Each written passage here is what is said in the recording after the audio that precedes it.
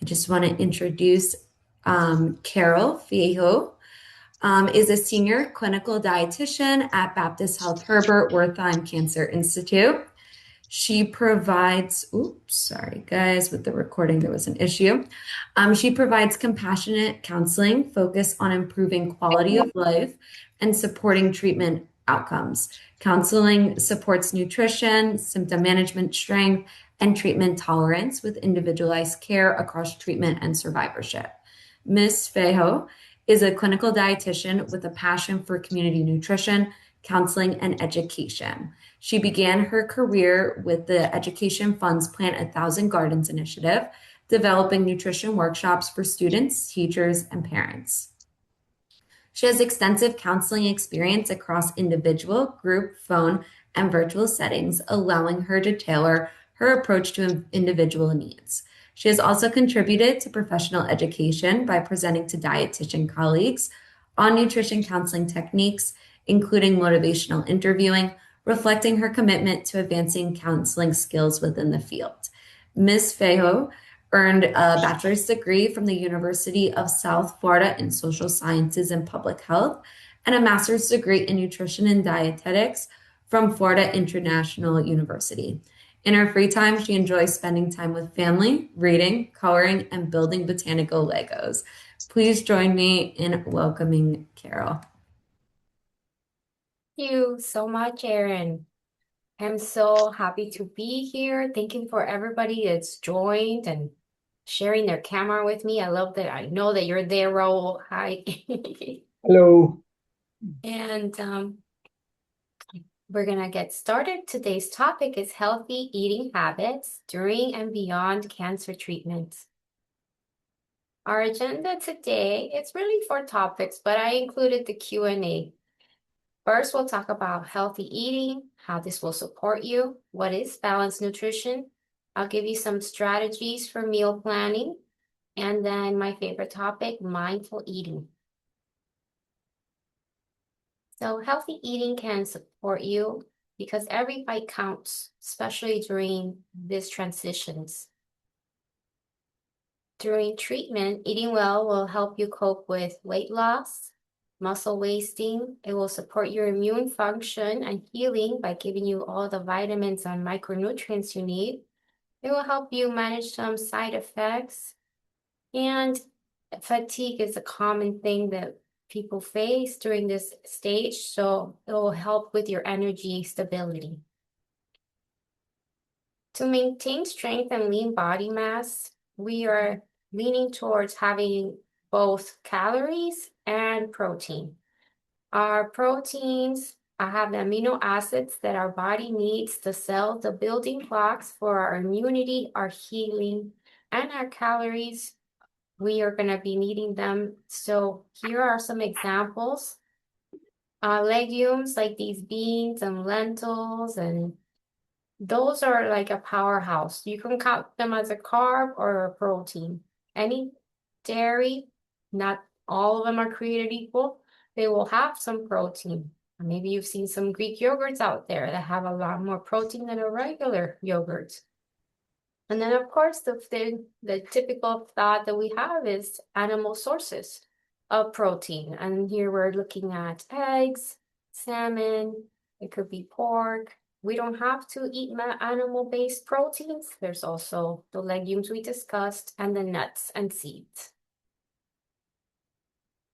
So for tissue repair and immune health, these are going to be our best friends. Vitamin A, our big sources are sweet potato and carrots, most things that are orange.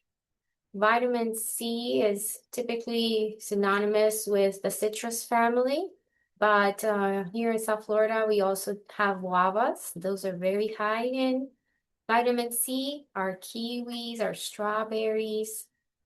Vitamin D is typically in the animal sources, but you can find it in the mushrooms as well. And it is our sunshine vitamin. So take advantage of being in the sunshine state and go out for a little walk so your body can create it. Our vitamin E foods here are tend to have those healthy fats because it's a fat soluble vitamin. So we have our avocado. We have also almonds and hazelnuts. Zinc is a mineral, and here we see it. It could be either plant-based or animal-based sources, with mostly the seafood being correlated with it. And I don't know if you're familiar with the song from Montel Jordan, "This is how we do it," but that's why I put these little song symbols. I guess I imagined that I would say that part and then you would be my chorus. But basically, we are looking at how all those vitamins that we just discussed, how does it look like when we're talking about food? So this is how we do it. We have a breakfast. Here, sometimes we get a little bit tired of eggs. That's okay. Maybe we can try mixing our egg mixture the night before and then in the morning pouring them into a muffin tin. And now you have a new way to enjoy eggs. Maybe for our snack, we could have some kefir smoothies with our berries. Any fruit that you have in season, it's going to be the best option. You can also lean towards frozen fruits. They are harvested at their peak, so all the micronutrients are intact, and they tend to be easier on the budget, and you don't have to worry about spoilage. So if a smoothie doesn't sound so appealing, you could also try to dress it up, put it in your fancy china.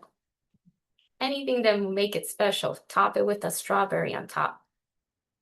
For lunch, a quick way we could do this is get either canned tuna or canned salmon and make yourself a salad.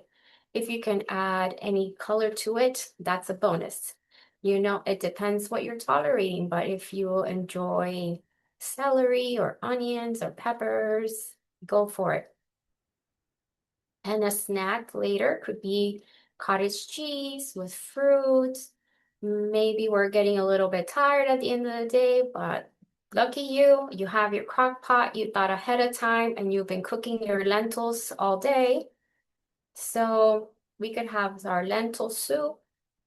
For dessert, you want something soft, something sweet, and also give us some protein with our banana sliced with peanut butter, little dip in chocolate, and you put it in the freezer.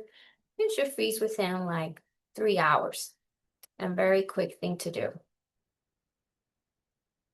Of course, I say it's quick when we're not feeling good. Everything seems like a challenge. So it depends on what stage we're in. If you're feeling nausea, small frequent meals like the ones I just mentioned, there was 6 different opportunities to eat. That's recommended. Perhaps the foods that you would choose when you're nausea would not look like that. They would be a little bit more bland. You can also include fresh ginger in your food or have it as a tea. Or when you're experiencing taste changes, you will benefit from having your protein marinated overnight. Herbs, citrus, any metallic taste you may have might be well tolerated or better tolerated with a plastic utensil. If you're experiencing mouth sores or a little bit of a burning in your throat, soft, moist, cool foods will be beneficial, and we'll go through a few examples.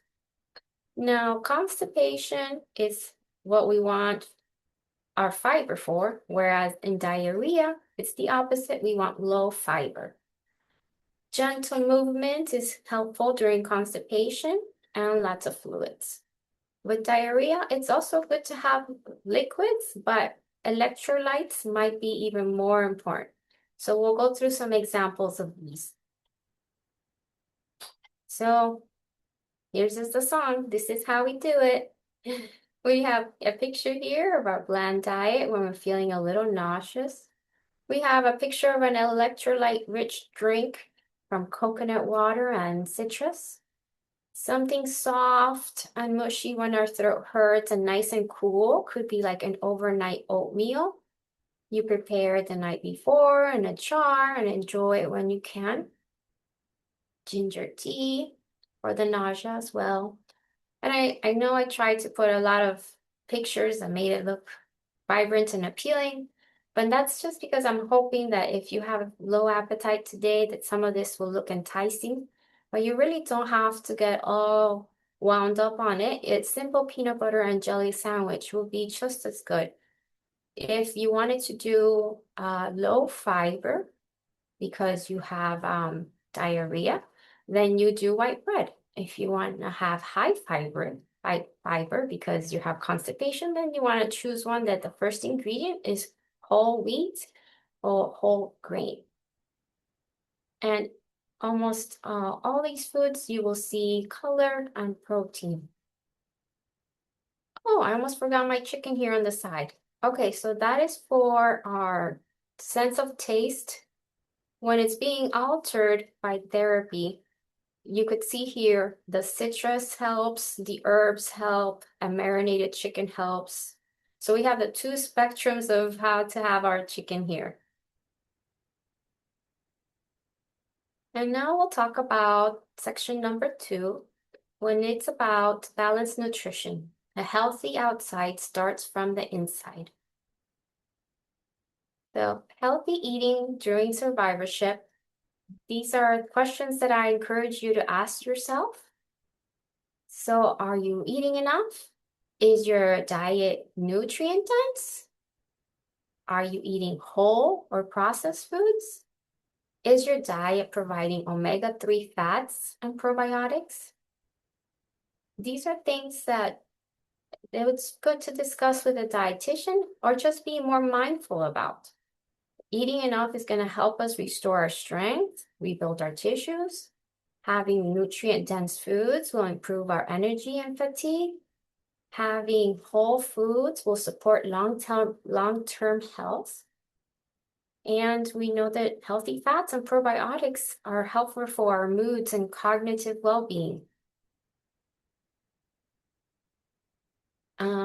You know what they say about the circle? It is very balanced. So I'm going to be showing you some pictures where the circle, a plate, is the emphasis here.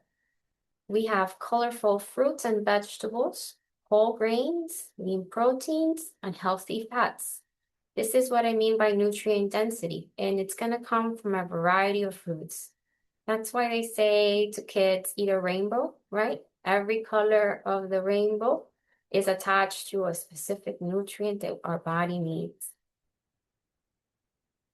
So another beautiful circle. This is a plate created here by Baptist Health South Florida, but the concept is not specifically for Baptist. This is the My Plate model that's used everywhere to show you what a healthy, balanced portion of whole grains is. It's about 1/4 of your plate, half to 1 cup, depending on your size. So if I make a fist, that might look like half a cup. Someone a different size than me, when I make a fist, that size might look like a cup. So these are just general guidelines, but it's just a very visual way to see that our protein takes up 1/4 of our plate. 3 ounces could be seen as the palm of your hand or a deck of cards. And then half of our plate is our vegetables. And these are the non-starchy kind. So we'll go through the differences between the starchy and the non-starchy vegetables. And don't think that it has to be perfect like this all the time. Whatever food group you missed, that's why a snack could be part of it. For example, a healthy snack here is a low-fat cheese stick with fruit. So let's say you ate all of this and you're feeling kind of full. You didn't get to the small fruit cup. That's okay. Save it for your snack later and pair it with that protein, which would be coming from dairy in that scenario. And here's another one, because this one looks a little bit more like real food, right? And just wanted to mention that this is for the size of a 9-inch plate.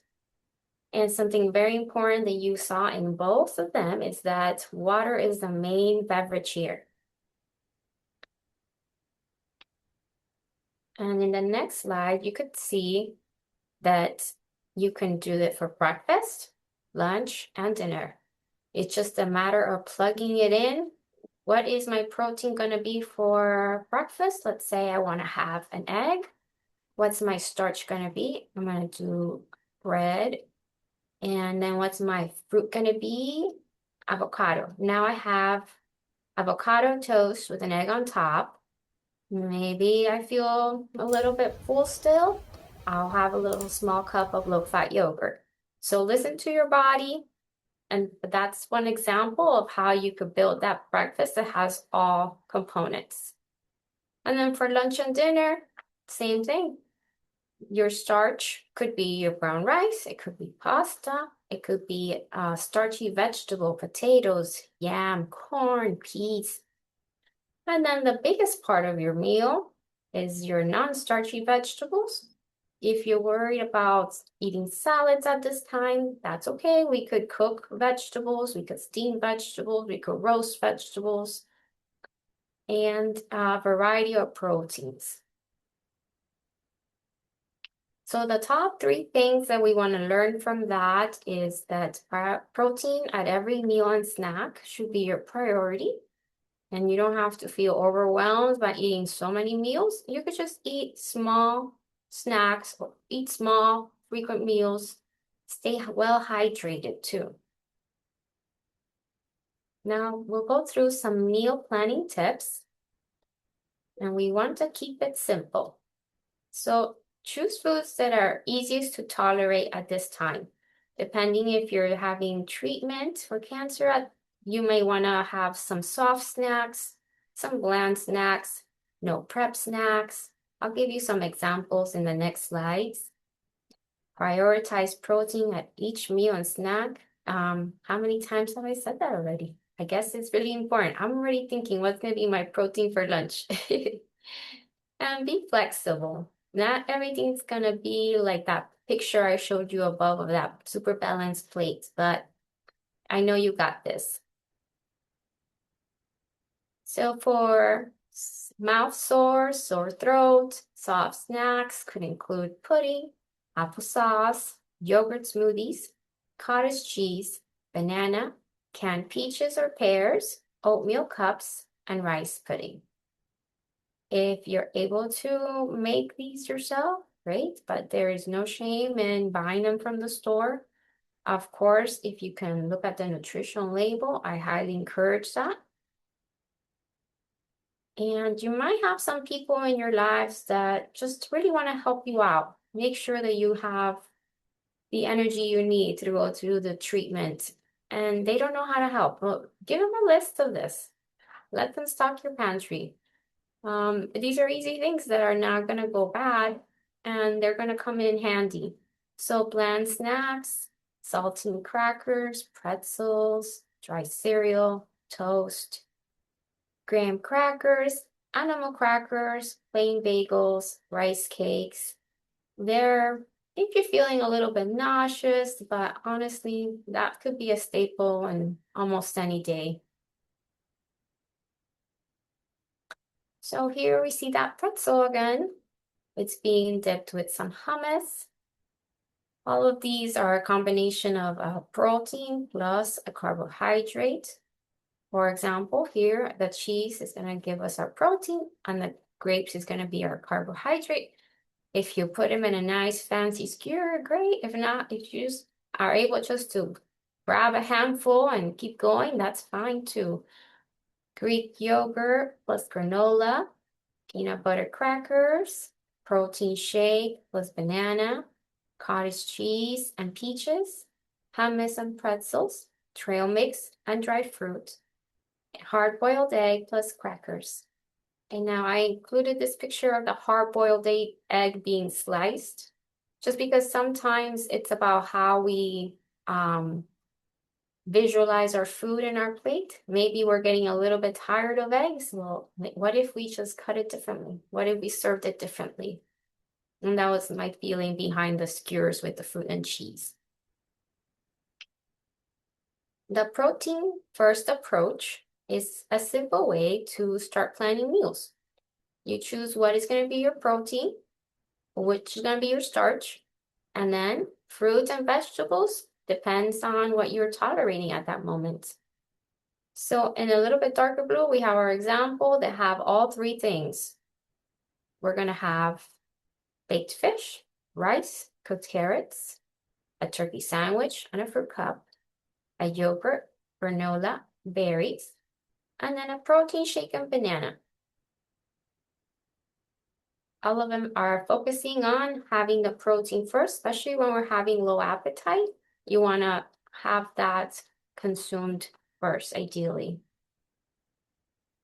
And we can also consider a sample day. So here we have chosen 2 to 3 proteins in the week, 2 carbohydrates, and several fruits and vegetables.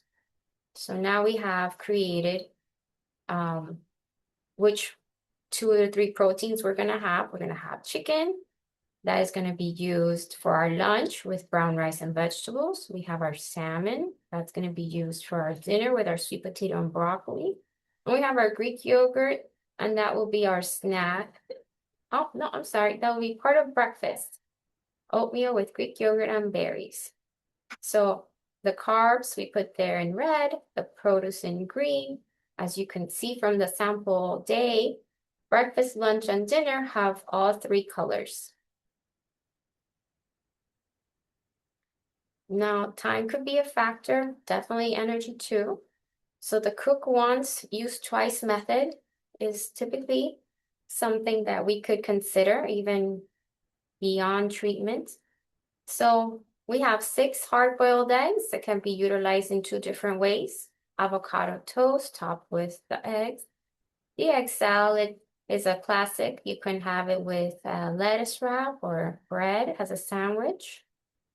Chicken breast, if you bake a few pieces, 2 to 3, you could have leftovers. Have chicken with roasted vegetables and brown rice one time, and then use the leftover chicken for a quesadilla, a wrap, or chicken salad.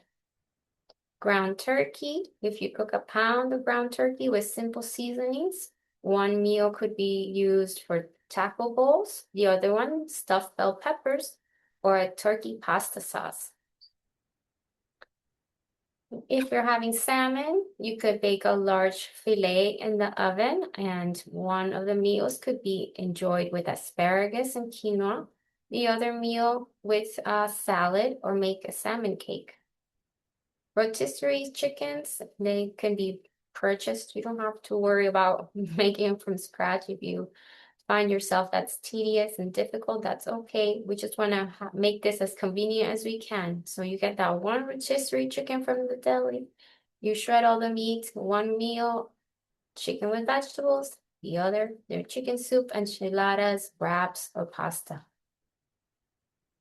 Roasted veggies, the same concept, putting it all in a big sheet pan in the oven. Now it's going to be your side dish for your proteins. Once you already have your roasted vegetables, it's so easy just to pile on to any food. Your omelets, your grain bowls, wraps, and soups. If you have to now start making a vegetable on side of everything, it can be a burdensome. But if you already have the veggies ready to go, now you can make your brown rice and quinoa, your grain bowl with protein and vegetables, your fried rice, or a cold salad. Black beans are super versatile too. As you could see, there's 2 meals here that we can make. I think 4, right? Burrito bowls, bean soup, a taco, and a bean salad. So you can make a large batch, or you can even use canned beans. Just make sure you rinse them out. And now, mindful eating approaches. Let's take a deep breath together. I feel like maybe I may have been reading a little too fast, right? Okay. Thank you so much, Brenda, for the feedback there. So mindful eating, and we're going to talk about what it is and what it's not. It is being aware and present, listening to your body, rebuilding that trust within your body. It's going to help you be flexible and adaptive. It is not eating perfect. It is not avoiding specific foods. It's not a strict rule. And it definitely is there to help you. So not ignore medical needs, and it's not to ignore your nutrition goals. So the mindful eating approach is various tools that you could keep in your toolbox. I would suggest you pick one or two at a time to practice whatever resonates with you that you could start to implement to become more of a mindful eater. First, we want to cook and eat in a good mood. Typically, if that is the case, we're going to be more likely to enjoy it. Feel the taste of the food. If it's an apple, was it crunchy? Was it sour? Was it sweet? Was it tart? Really think about every aspect of that food. You can also create a mindful, soothing, soft environment to eat in by putting relaxing music. It does not mean that you can't eat your favorite foods. You can eat your favorite foods and do it in a way where it's in a portion that satisfies your craving and it still meets your nutritional goals. Mindful eating requires us to pay attention to our food, our feelings in our body, the environment. So, as you can imagine, the television, reading, our cell phones are things that will be considered multitasking, and they take away from the mindfulness experience. So now picture yourself, you're sitting at your table without your phone, with soft music, with food that you created in a good mood, and you're paying attention to what it tastes like, and you don't feel restricted because you know that you could still eat your favorite food at the end. And all of that has given you respect for your body and health. So don't hurry this process. Take your time. Really take your time to at least 20 times chew. Maybe put your utensils down between bites. There is no hurry. This is what the time is for, to nourish our bodies. Drink plenty of water. If you feel like, oh, maybe I could go for my second portion right now, just take a mindful break, take some water, and if you feel the same way in 10, 15 minutes, then definitely that is an option. So mindful eating and oncology is going to support long-term healthy habits. It's something that it's innate in us. We just have to practice it. Emotional well-being. It will also support recovery of strength and energy. So here's another plate. This is the mindful eating plate. We want to be aware of what we're tasting. We're not mindlessly crunching on something. Many times we are not sure, am I hungry or am I stressed? So have that awareness. To savor is to notice your textures, the aroma, the flavor. Non-judgment talk, that's very important. Like, you've been through enough. Let's just speak mindfully and compassionate to ourselves, to our bodies, to the food that's going to nourish us. Notice every time you say, I shouldn't eat this, or you have a rigid rule, or you have any guilt aligned with feeding your body. So non-judgment is part of mindful eating. In the moment, you're truly present. There are no distractions, no TV. You're sitting down just to eat. Of course, a conversation with somebody who's present at the table is encouraged. That would be a good way to make our environment helpful. Observe your body. Is there rumbling? That could be an easy sign that you need to have something to eat.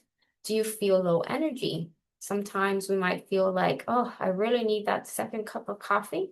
But before you reach for that caffeine, for your energy, think about, when was the last time I ate? Maybe I need energy from food. Observe your feelings. Are you stressed out? Are you reaching for that snack, that's salty or the sweet, because it gives us some sort of release from the anxiety or stress? And if that is the case, think about what other ways we could give our body that healthfulness. Maybe go for a walk, maybe do some coloring, or as I shared with you guys, do some Legos. Observe when you're feeling satisfied. Sometimes we put our utensils down and we get caught up in the conversation, and we are like, that was a good stopping point. That was our body telling us, hey, I'm good. But then we look down at our plates and we're like, oh man, I still have a lot more to go. Remember, you are not dictated by your plate, who plated your food, who served your food to finish all your food. Okay. You can decide when you're feeling full and when you're feeling empty.